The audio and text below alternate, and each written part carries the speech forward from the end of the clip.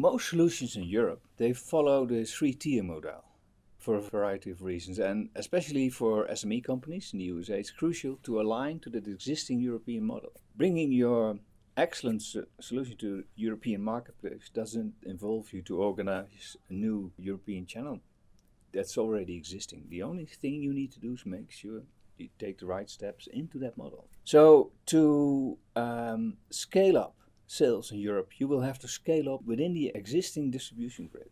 And that's a matter of time. You have to make very careful and selective steps, going up and up and up, and increase your profile within the distribution grid. The majority of SME in USA make the same mistake time after time. We see that happen so often. They choose the wrong distributors, they make the wrong picks, they don't really cover all of Europe. There's price issues due to that. So there is many confusion, and the worst thing that happened to an SME in the USA, that's our experience, is that while you're successful in the USA, you start suffering from issues in Europe you never expected. That's worse for a company. You shouldn't follow that path. If you can step out of that, that would be great. You have to realize that many of the resellers that SMEs normally touch with in Europe, they don't have a European span. And that is an issue because it involves you to keep up a relationship with a set of resellers that try to become a distributor. They want to grow up as well in the chain, of course, and they need your technology for that. But it's never going to help you to be successful.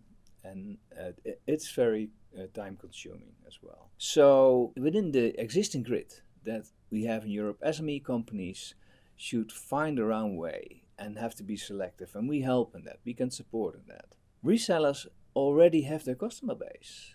And it would be great if you managed to get your distribution model at that level that you don't cause price competition among your distributors, but that the resellers start fighting and have competitive pricing. If you achieve that level, you're good to go. The best way to start for SME, a USA-based SME, is I think with a well-tuned set of distributors covering all of Europe, as well within the EU, the European Union, but also outside the European Union.